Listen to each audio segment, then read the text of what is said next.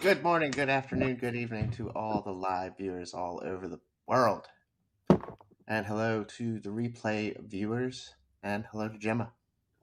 Hello, who is very much here in person. Yes, there Not a you are. hallucination, still here. There we go. Yes, always, Shut that up. always drama out there. Yes. Anywho, uh, great show today. Very excited about this one. Uh, good friend of mine from the fire department. I met Elena when I got back from rehab. I had known her before, but we hadn't really, become friends yet like we have. We kind of bonded, I guess, over my journey on sobriety and mental health as well as hers. Um, so it was nice, again, to come home to such a wonderful support group at home with just when I got back from uh, rehab. Yeah, Elena was there and made it quite easy to slide back into normal life, if you will. We've shared quite a bit over the past year or so. And um, yeah, so today's episode is going to be about her mental health and what she's done as far as her own business she owns. So she volunteers at my firehouse that I work at every third day. And um, she's also a successful business owner for her business of Lion's Share Marketing. Um, so, without any further ado, let's bring Elena up onto the screen and say hello. Hello. How are you today? I am well. How are you? I am very well. Thanks for joining us today. And hello to everybody slowly coming in Absolutely. to the room. So, welcome to the Mental Health Hour. Thanks for joining us. And what, where can we start here? Let's start with the introductions. They all know us. Why don't you tell us a little bit about yourself? Okay. So obviously, my name is Elena. You already said that. I volunteer at the station every third day, um, and I also own a marketing company. I actually started doing both at almost the exact same time. Oddly enough, I just realized that. But I do marketing and advertising for small businesses and nonprofits. So that's my day job, and then obviously the station is my non-paid job. But yeah. It can definitely be a second job, that's for sure. Um, so, can you give us a little background on any mental health issues that you've experienced or would like to bring to light, talk about anything on this show? Uh, and, kind of like when it started, like when, even if it's from childhood, whatever, just let us know. Hi, Ella. Um, yeah. So I was officially diagnosed with depression when I was 16, but I was definitely experiencing it probably when I was about 13. Um, and I originally like went to the doctor and got a prescription without my parents knowing about it. Um, and just kind of most of it I kind of just went through by myself for a long time. And it started as a diagnosis of depression, and kind of once I actually saw like psychiatrists and therapists, um, kind of added on to that. So I have severe anxiety, OCD, PTSD. So kind of the kind of run the The gamut full of the full gamut. mental illnesses. Yeah, That's what I yeah. like to say. And I um, and I've also struggled with an eating disorder for about a decade now. So, and it all kind of, as I'm sure you guys talk about all the time, like it all kind of compounds on everything else. So Hmm. to make like Yes. one unhappy family of brain issues. Mm. So, would you say that your PTSD diagnosis comes more from the fire department side of things, or more stemming from earlier on in your life?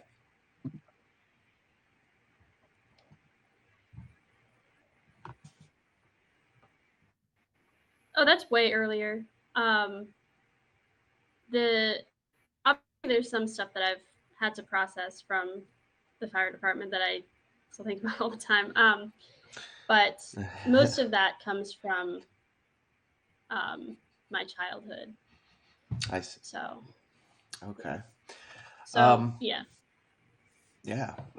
Welcome on in, everybody and coming on I think into. that's the case with a lot of people. Oh yeah. Yes, absolutely. Today we have a good Like friend of mine, Elena, on the broadcast. She's talking with us about her mental health struggles so far, and we're going to get into some more of her successful business ownership here in a bit. But we want to talk about self reliance today. And this was something that you came up with. As I ask everybody, hey Dan, how are you?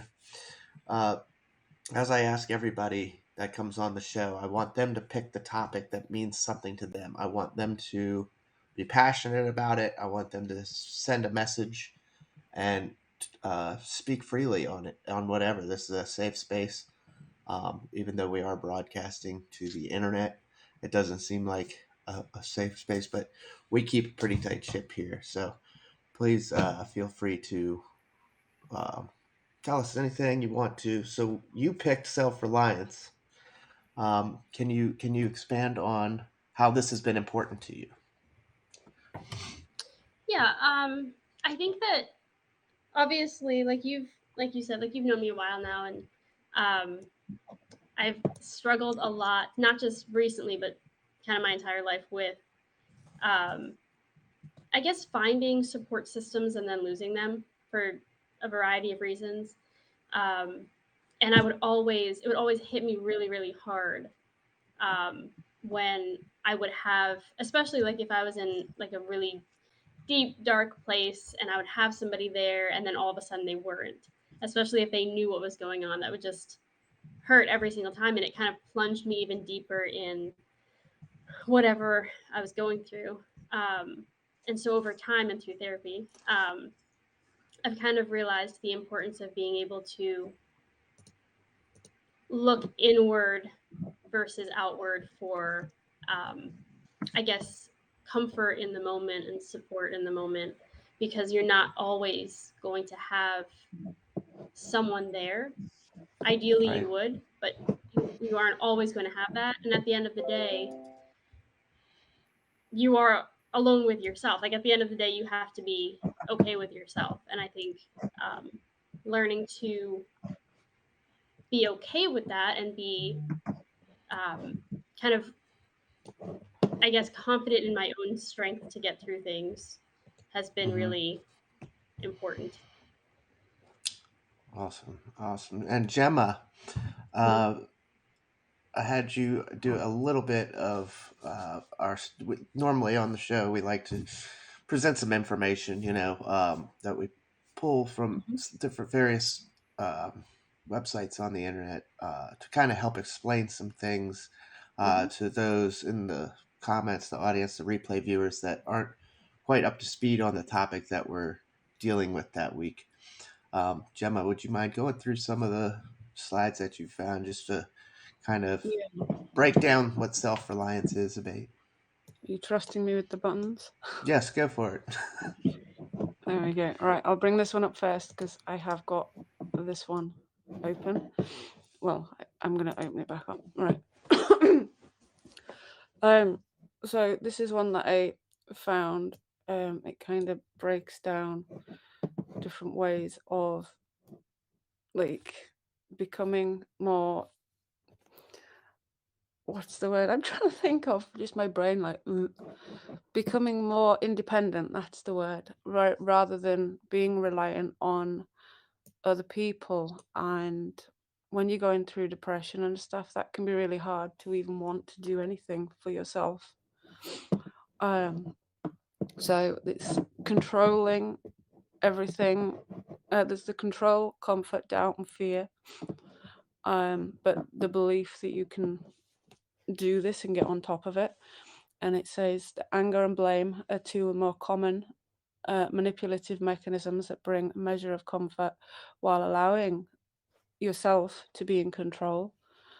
The more comfortable I can make myself, and the more control I feel, I use several means to bring comfort to my life whilst reducing fears. As fear grows, I begin to doubt. Trust is hard to come by. Rather than relying on other people, begin to look at yourself. Self preservation methods, things in which you can help yourself to cope with, such as shame, guilt, inadequacy, and suspicion. Um, I'm not going to read it all because, like, some of it's a bit repetitive with the other stuff.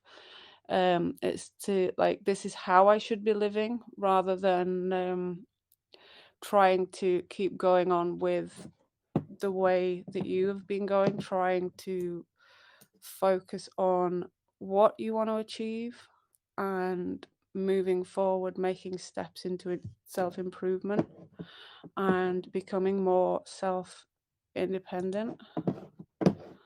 And we've got this one. Here we go. Benefits of self-reliance. So depending on others for help means there will be times when it's not available. So you can't always expect that other people will be available for you. You can solve problems and make decisions for yourself. Now, I personally find making decisions still, even now, very difficult.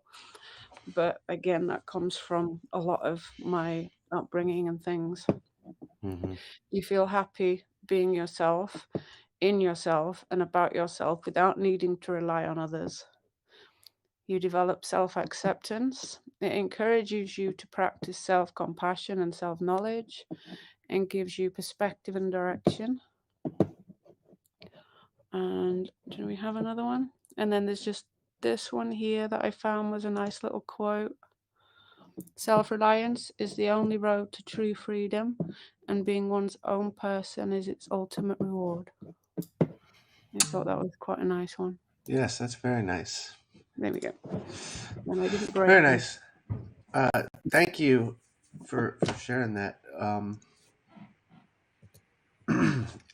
The benefits of self reliance, obviously, they seem the most obvious place to start as far as our mental health and everybody's mental health. And when we when we go out there and we ask for help on a certain issue, let's take my alcoholism.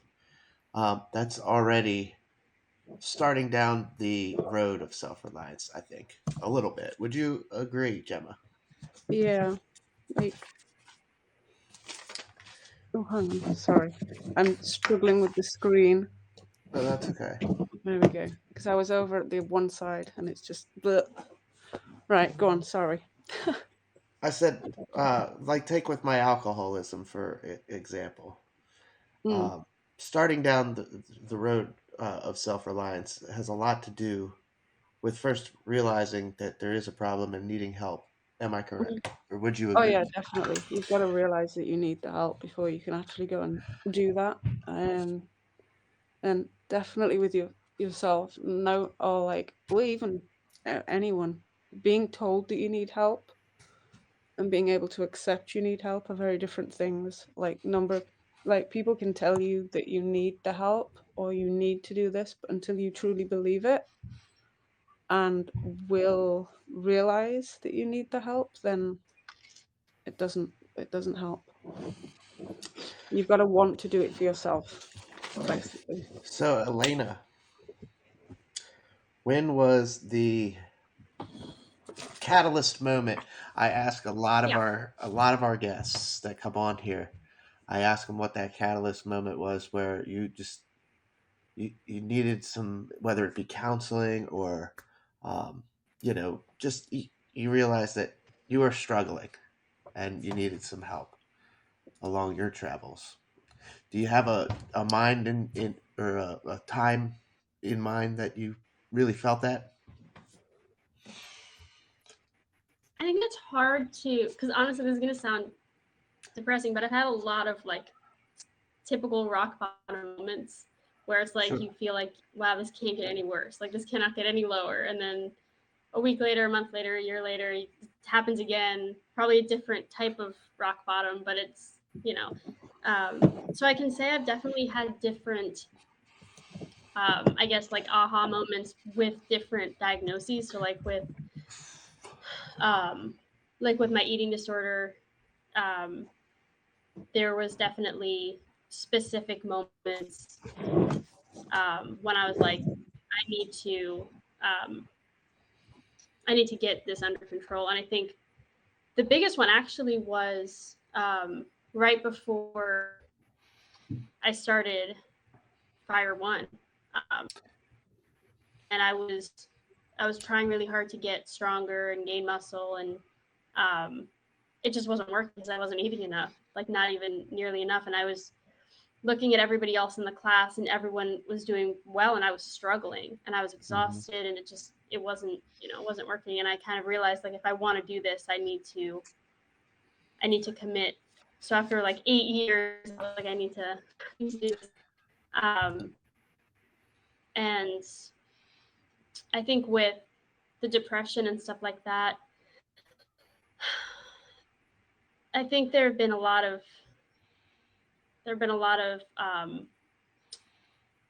I guess like come to Jesus moments Sure. um, with that. Some of them you've helped facilitate, I think. Um, but I think the biggest ones are just, I think when you start missing things, because Hmm. for years and years, I've had depression and I've still done things and I've still shown up. I've still gone to work, I've still done whatever I need to do. And more recently, for the past couple of years, I haven't been able to do that. So it's like for the first time with my depression, it was so severe that I wasn't able to hide it anymore. I wasn't able to um, go to work anyway or go to the station anyway. Hmm. I was just, there was just nothing, there's nothing left for me That's a to. fantastic part of depression. Uh, just, and I say fantastic in the sense that it's just overwhelming. Mhm. Because I mean, I've lived it too. Gemma's lived it. It's just that. Actually, my wife and I were talking about it the other day, and she was telling me that um, she's pregnant, of course, and she said she's feeling quite different. Like she's having trouble getting motivated, having trouble getting out of bed, having trouble doing things that she normally does around the house. And I'm like, that's depression, dear. And she said, and somehow we got to talking like how the thought of depression is always just like this sadness, and it's Mhm. just not always the case. Depression is more, if you look at depression as a definition or as a whole, like it's a state of decline. Basically, it's like a non-motivating, non, I don't want to do anything kind of feeling. uh, I guess what I told her was let's take a look at when the economy is in a depression. The stock market, as I stumble over my words there, the stock market isn't sad. I mean, we're in a depression financially. You know, Yeah. look at the word more as the definition, what it means, versus the common thought that it's just sadness. It really is an Mm. unmotivating thing, and that can be hard when you're seeing everybody else get uh, success around you, like in your firefighter one class that you were talking about. Everybody seems to be having uh, a good go at it. Ella asked, "What was the first step you took to get help?" Um, for which part? If you mean the depression, the first step for that was um, creating um, a safety plan, actually. And it started with um, who I could call if I needed to, and then back to the self-reliance thing. If I couldn't, what tools do I have um, that I can rely on by myself? And of course, I got a psychiatrist, tried to change my meds, Yeah, um, and I started to try to do the activities that I'd stopped doing yeah, that brought me joy. Because that's something like you said, which is really true. Something that depression does that kind of tricks you is it does play that comparison game, and it just makes it worse because you see all these people and you don't know what their lives are like, but you see them outwardly having fun and talking about how great everything is for them, and in your head it just is like, well, what's wrong with you? Why aren't you able to have fun? Why can't you just push past it? Why can't you act like them? And it just sinks you deeper and deeper and deeper because that leads to all of that shame and guilt, and obviously those are huge driving forces of depression. um, so it kind of communicate really these differences, which I think can be. hmm. And as long as I've known you, uh, this over this past year in in our chats in our fire related um, uh, conversations, you just have a drive about you, and that you don't give up easy. There's not a whole lot of quit in you. So I guess I mean that plays right into your self reliance, um, and makes it that much stronger. I really do admire your drive, and if there's a problem, we tend to find a solution either as a team, or you'll take over and put your 2 cents in always. Um, um, for those of you just joining us today, welcome on in. This is a good friend of mine, Elena Lyons. She owns Lyons Share Marketing here in Frederick, Maryland. She's also a volunteer firefighter at my station.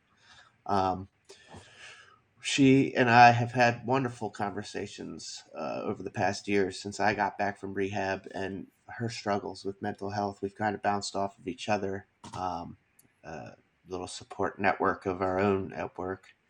And it's just great to have more and more folks that come out of the woodworks with these things to make it that much easier and to make you realize that you're not alone, as we say Yeah. all the time on this show. You were mentioning meds, and I want to jump to Gemma here. We talked to a bunch of folks about meds, um, Mhm. and they do come up quite frequently on the show, especially antidepressants, and how important it is to keep going back and adjusting these meds because your body does build a tolerance. Mhm. Um, what can you bring up from either past episodes about antidepressants in general for our audience today? Well, making sure you're on the right ones is certainly a key. And I know certainly here that GPs are very quick to prescribe them. And I find, and I know you said it as well, that GPs are kind of like a jack of all trades Hmm. and don't necessarily know what's best for you. So it's best to go and get more expertise advice when getting the right one. It's not always easy to do that, but make sure that you do get the right one. You do generally have to be on them for a while before they will kick in. and work, but also it's not a case of one size fits all.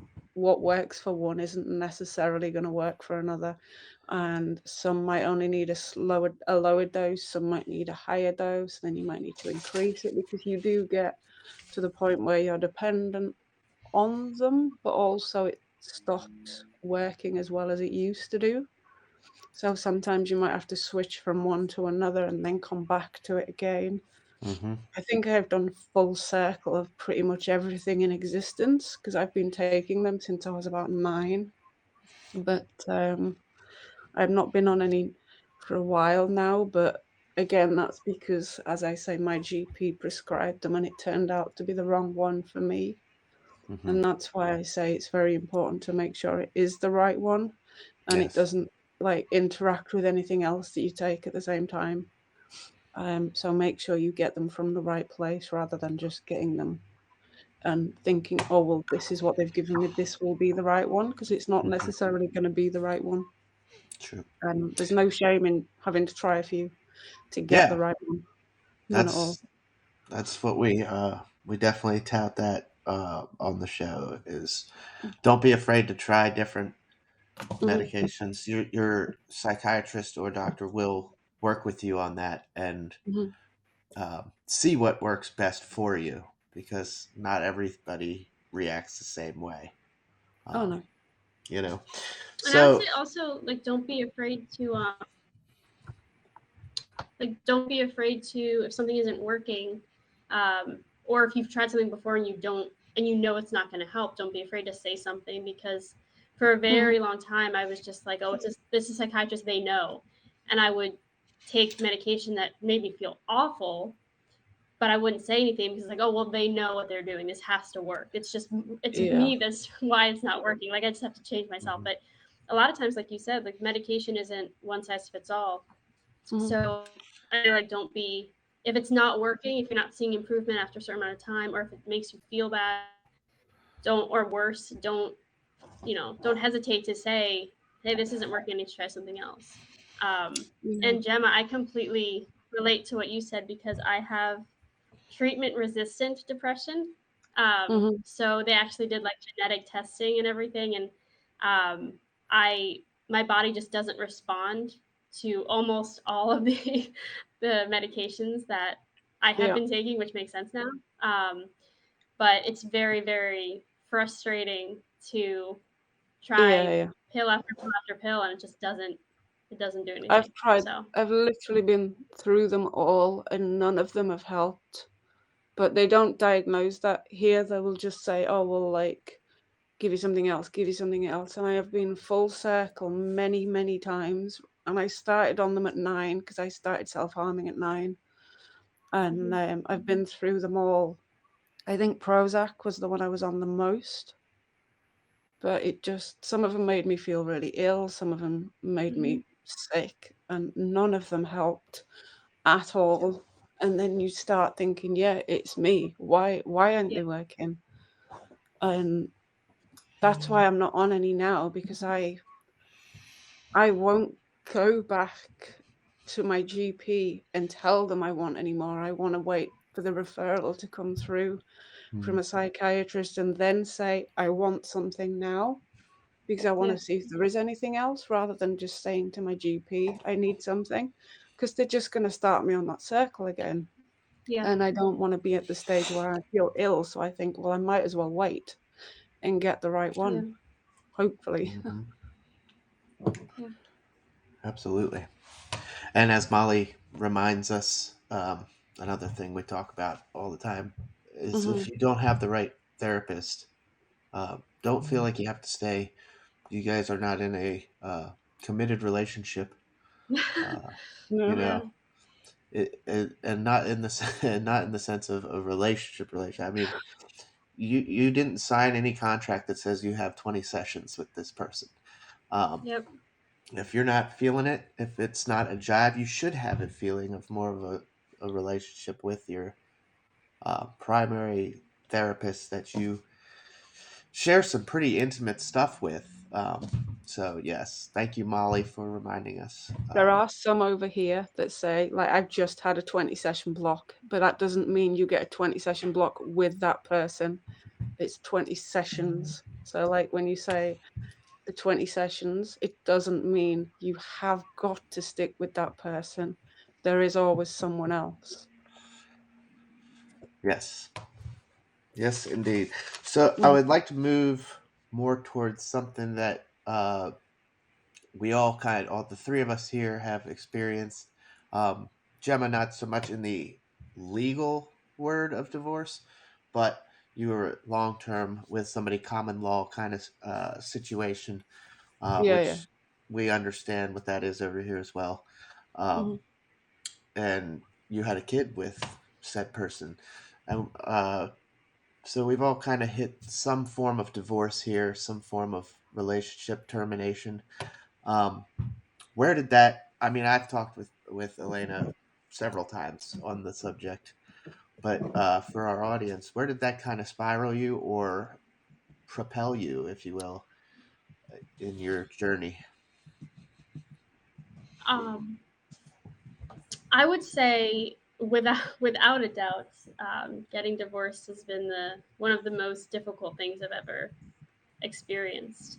Um, because it's so I feel like it's so normalized that people tend to not understand if you're struggling with it. Mm. So, um, for example, like if I'm having a hard time and I say, well, I'm going through a divorce, and usually people will say something like, oh, well, at least you don't have kids, so you're Mm. lucky. Or, well, at least you aren't on terrible terms, so you're lucky. Or at least, and it's not helpful to It's say stuff No. dismissive. like that. It's very dismissive. Um, Mm. and it definitely, it absolutely just thrust me way, way deeper into depression because I have depression on a good day. Like on an average regular day, I have depression. And then when you pile real life stuff, um, when you pile like real life stuff on top of that, it just, it kind of implodes. Um, so yeah, it's definitely been difficult. Hmm. Yes. It's actually, I think divorce is what finally sent me 6 years later. It's finally sent me to rehab.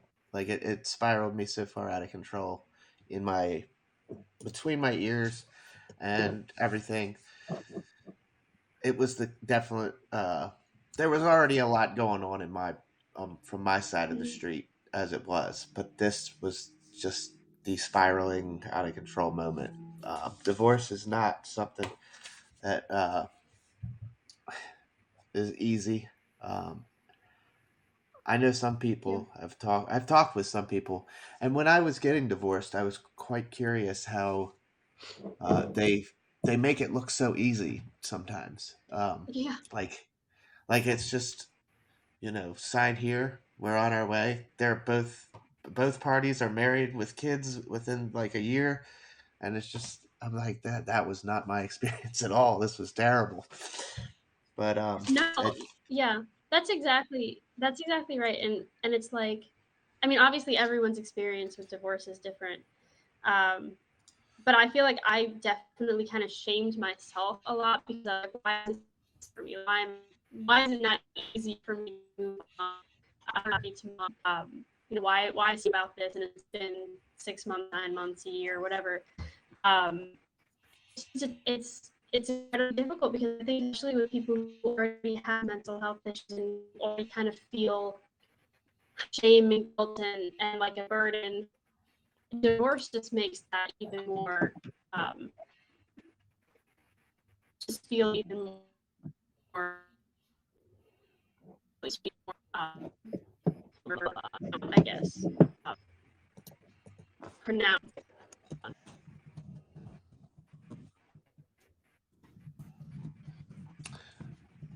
oh there she is. Oh, There we go. Yeah, I There think we we're go. good. Sorry. Um, yeah, it was. Sorry, I don't know what happened there. But yeah, so That's it's okay. definitely it. I would. I would say it absolutely made it a million times harder. And that's something that like you've obviously seen that. Like I'm still trying really hard to like crawl back to Yeah, an okay place. Um, yeah. And but Gemma, how about you when you split with Thomas's dad? Um, Um, how long of a are you still crawling back? Would you say, as Elena put it? mm, he's still around. Um, I'd like very much for him to just disappear off the face of the earth sometimes, most times, to be fair, to make it easier. Because we have a child, and no matter how much I try and think like it's over with, it never really will be because we have the connection with a child. And even though there was a lot of violence there, I always said that I would never be that mother that said you can't see your child. If he wants to see him, then he can see him. And he's just started wanting him around and wanting to see him. And for a very long time, I put up with the violence, I put up with the aggression, I put up with it all just so that I wasn't a stereotypical single mom and made to feel like I failed because Hmm. I'd had countless relationships that had failed. And I was like, this was obviously the only child that I had. And um, I didn't want it to feel like I failed and I'd not given it enough to try and make it work because I was having it from lots of different angles saying, "Oh, well, you should have done this, you should have done that, or it's not that bad, or like at least you're not married," stuff like that when we split up. And it's like it's so dismissive in the way that they'll be like play down what the problem is, like not acknowledge what you've gone through, but say, "Oh, at least it's not." And Yes. I find that awful for someone to do that. Hmm. But the fact that, like, I think I'd put up with maybe a good year of domestic abuse, and not always in the violence form, but a lot of it was like emotional and psychological.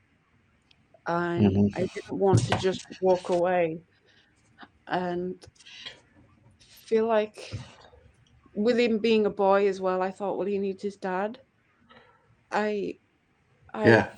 I really did think that because he was a boy, he would need a dad because there were certain things that I couldn't teach him. Sure. I mean, evidently, like the fact that every time I go to the toilet, there's pee all over the seat. And I joke thinking, would he have done that if he'd have had a dad around? Like, could he have actually hit the hole? Just to like, Yes. I don't know. But I don't know. I sometimes think, would things have been different if he'd have been around? Hmm. But then I think if he'd have been around, then I wouldn't have been because of the way it ended. So I Right. think deep down, I know I did the right thing. I just wish Absolutely. he does when he's older, and Yep. that plays on me a lot. And we push forward. Hmm. Um, it does come to a point where it's one of those what's done is done. And now we look forward and we try and provide the best atmosphere in life we can uh, with the circumstances that have arisen. Um, and that being said, Elena, the start of your business. How long has Lion Share Marketing been a thing? mhm. It started out as a side business that I've been doing for about a decade, a little bit longer, and then I made it an official full time business November 2019. So almost 2 years. Awesome. And we're going to get into that a little bit. So you are, at this point, a successful business owner. Small business, yes? Hmm. Hmm. Um, Lion Share Marketing. And if you could, please put your socials that you want in the comments. They'll be there forever. Okay. Um, and throw them in there. Her Instagram account is on the um, the opening screen, Mhm. but she'll throw in her TikTok, I believe, and her actual company website. She's been doing marketing now for, she said, the better part of a decade now. Mhm. And that is your passion, would you say? You enjoy it a lot, don't you? I wouldn't say it's my passion, but I enjoy it. My passion is more writing, but that doesn't pay the bills. Um, Oh, your so passion. Okay. But yeah. you can always write on the side, like Oh do a yeah, and I little do. a journal. Yeah, that brings up a fantastic segue there, back into journaling, uh, being such a therapeutic device that we don't utilize enough. I think. Do you keep a journal regularly? I used to. I don't journal right now, but I did download this app, and it's like a gratitude app, and you every day you put one positive thing that happened. Uh-huh. Um, and I'm on a 32-day streak, so I'm pretty proud of myself. Hey. Um, but it's cool because I have to stop myself from writing the negative things because sometimes I'll get on there and I'll start typing like this was difficult today or whatever, and I erase it and just put this is the positive space, and I can put the negative stuff elsewhere, but this is the good space. So Mm. I try to do both when I can. That's awesome. That's awesome. And that, um, I saw you doing it the other day. I guess did I make it in your gratitude journal? You have many times actually. Oh, well, thank you. Hmm.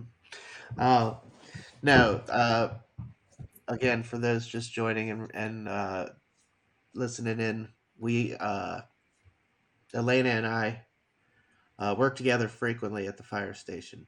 Um, and, we have, since I got back from rehab, we have bounced, hi, Do, how are you? We have bounced all kinds of conversations off of each other. Um, she's helped me out. I've helped her out in her struggles, my struggles.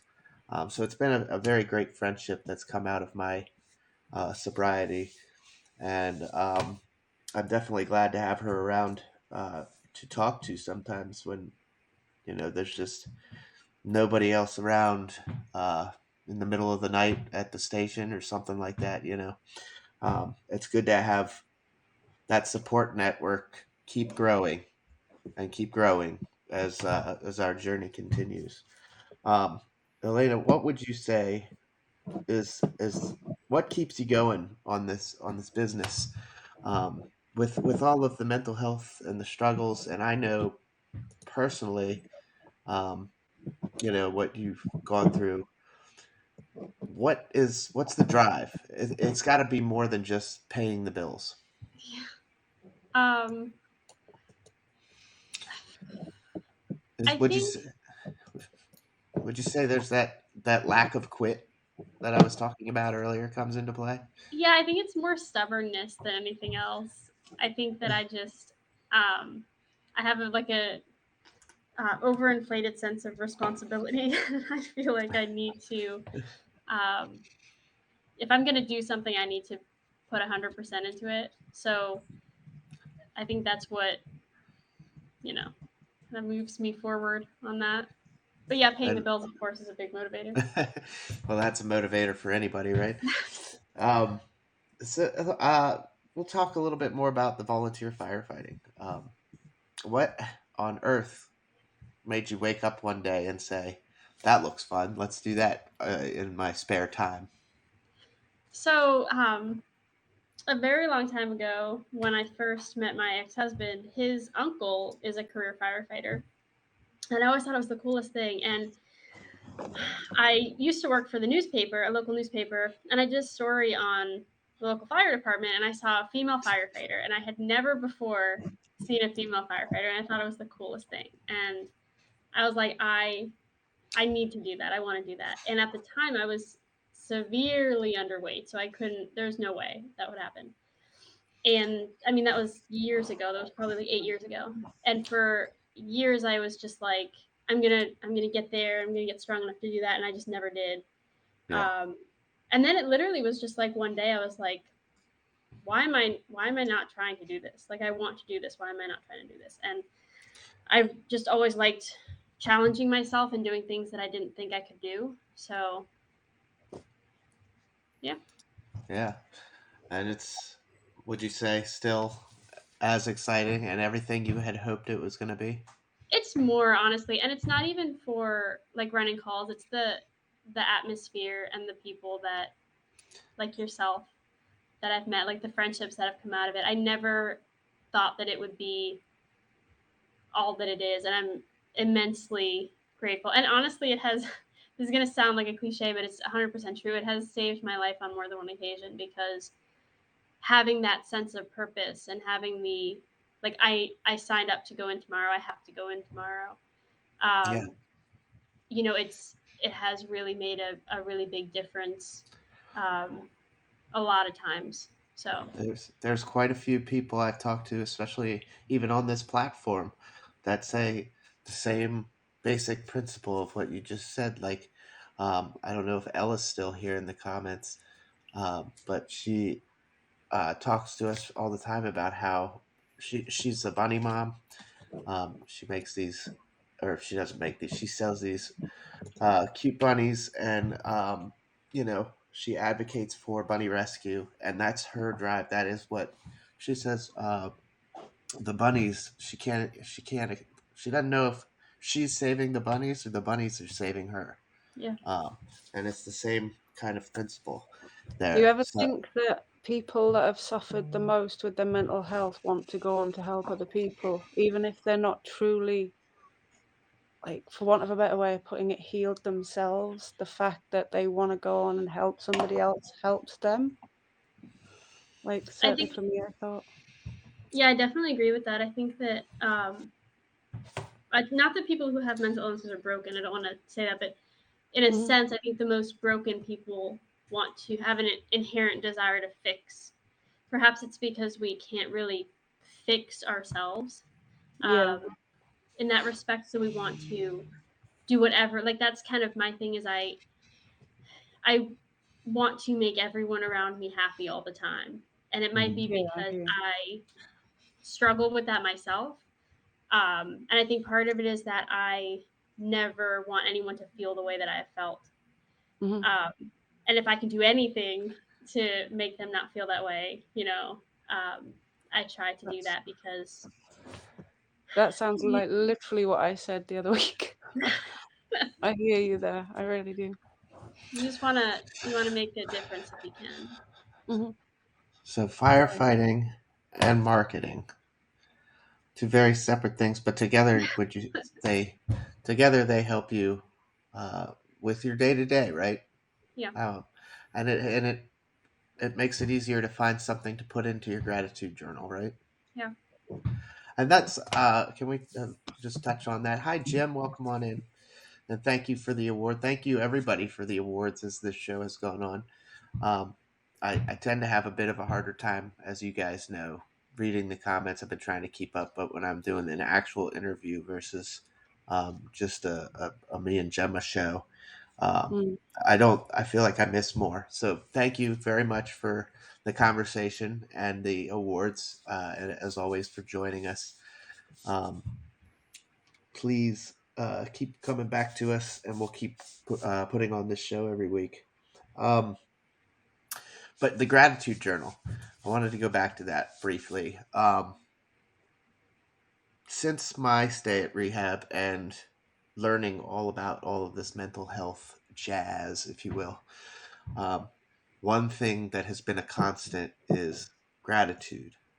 And uh, it's not something that I ever thought about as a tool for help. Um, but a quote I remember from one of my therapists that has stuck with me is go and ask somebody to name three things that pissed them off today, and they'll rattle them off like that. But ask them three things that they're grateful for today, and they're like, Mhm. you know. So you really do have to think about it, don't you? And True. forcing ourselves to come up with these what are we grateful for is is not just some cliche thing. It actually does something. Would you agree, Elena? Absolutely. It's like when they say when you smile, it actually tricks your brain into thinking you're happy for a couple minutes. It's or a couple seconds. It's kind of the same thing when you're even if you take 2 minutes to write down something that you're grateful for. During those 2 minutes, you're thinking about that and you're thinking about that happy moment that you had, even if it was like the tiniest moment in the day. You're thinking about it, and that instantly helps you and calms you and makes you feel better because you're in that moment. That's how our memories work. Um, Yes. so it's really, really, it's a good space. And kind of like you, like I never really did much with that. Like I was told, like therapists would tell me, like, do you write down your gratitude, wake up and write think what you're grateful for. But when you're like in the thick of it, it's really hard to think about even one thing, even one thing that you're grateful for. So sometimes, and my therapist told me a long time ago, she's like, it might be that the fact that you walked out and it wasn't raining, Hmm. or that you got a coffee today and it was good. Like she's like, it doesn't have to be anything mind blowing. It can be a tiny, tiny thing. Your favorite show was on TV tonight. Yeah, Anything. It can be literally anything. It doesn't have to be some monumental thing, but it's just focusing on that can make a big, big difference. absolutely. And it really is a very thoughtful tool that can help us, just like you said, take 1 second out of the day to smile. Just think about something that made you happy, and it does a world of good for your brain, whether you realize it or not. Um, the inner workings are actually working well. Um, That and I think affirmations too, which I used to think were really stupid, honestly. But they really, really, really help now. Usually, I pick one thing, like either per day or per week, and that's just what I tell myself all the time. yeah. I just repeat it over and over and over again. My latest one, you probably saw it on my phone, but the latest one that I just made wallpaper out of is these things will be hard, but you can do hard things. Hmm. Um, and I love it because it's not denying that things can suck. I hate when it's Hmm. like, oh, everything will be fine. I hate that. I absolutely hate it because it's not fine. It's not fine. So don't tell me that. Um, but that that definitely it definitely has helped me, especially that quote. Yes. Yeah. And there's Gemma dropped in the comments there one of her gratitude journal apps. Please feel free to get on your Google Play Store or your App Store and just search gratitude journal. Yeah, They're a great actually, tool. mine. If you want to know, mine is called Happy Feed, FEED, Happy Feed. Hmm. Hmm. Um, and it's really cool. And you actually like you can put pictures in there, and it jumbles it up for you, so it'll remind you Yeah. and say, "Look at your photos or look at your memories from 3 weeks ago." So it kind of brightens your day a little bit. Yeah. Um, Yeah, this is similar. And I It's and I don't think what you said was there was anything wrong with saying like affirmations you thought were silly or stupid at first. I thought AA was stupid at first, and now I'm there every day, and it really helps. It does. Working a strong program is where I've been so successful.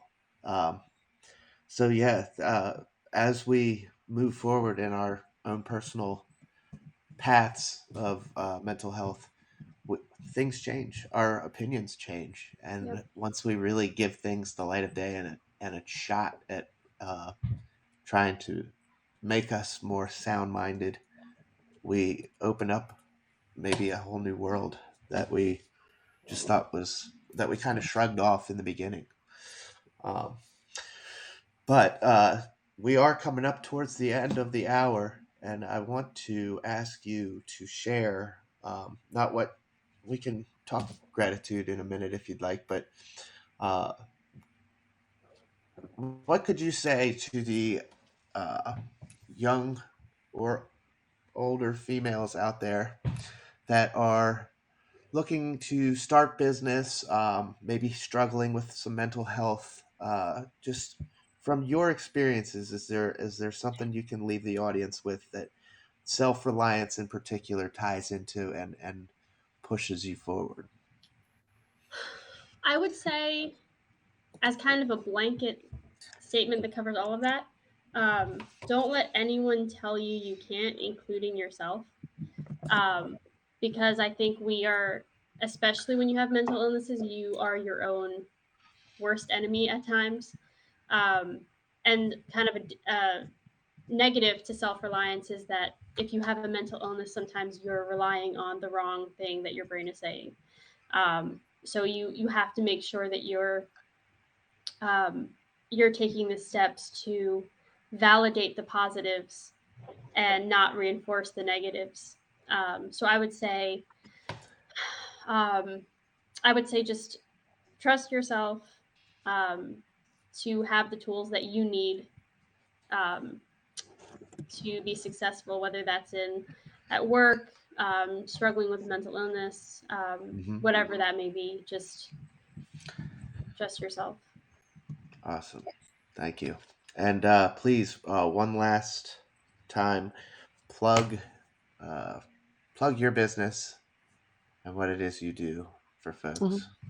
Mhm. So I do marketing and all things advertising, writing, editing for small businesses and nonprofits of all kinds and all over the world. So it doesn't really matter where it is. Um, all the stuff is going to be linked, I think, but you can find me online at lions-sharemarketing.com. Mhm. And all the socials are going to be in here. So, I'll and add I it put to in the the bio comments. link as well. I'll Thank add it you. to our bio link so that it's in Yes. there. Yes, if you want to find Elena on her socials or her actual business website, it will be on our bio link for the mental health hour. Mhm. And you said I'll just throw this one in the Lions hyphen share marketing.com. .com. Boom. Does that look about right to you? That's perfect. Righto. Well, Elena, I really want to thank you for coming on. It's been a long time coming. We talked about doing this show, and I think it was wonderful to hear your side of things. And how did it feel being vulnerable on a platform you've never really been on before? And these, Mm. you know, It you've wasn't. watched the show, but I have. I watched almost every episode. It's not. It wasn't as bad as I thought. I think it's just because I mean I'm so comfortable with you, and I met Gemma before, and so I feel a little bit less, um, Mm. naked for the world. But yeah, it wasn't that bad. I enjoyed it. Thank you guys. yes, Oh, absolutely. thank you. And I'd like to run through my normal spiel at the end of every episode. We'd love to plug our active sponsors and our friends. This is, we have talked about her already, but Ella, My Bunny Valentine. Um, go to mybunnyvalentine.com. Use my code FireDude15. You get 15% off your order. And if it's over $20 or more, you get a nice little cool hat uh, that you can see on the Beardo Weirdo show if you watch those guys. Um, don't forget, as always, it's Catalyst Wednesday. So please tune in tonight, 11 p.m. Eastern, and at Jim in Chicagoland's page there. He'll be doing the Catalyst program that we all know and love. 4 years strong now. I hope to see everybody over there. Um, tonight because I will be there as always. And lastly, we'd like to send congratulations to Doe Darling, who we had on the show not too long Mhm. ago.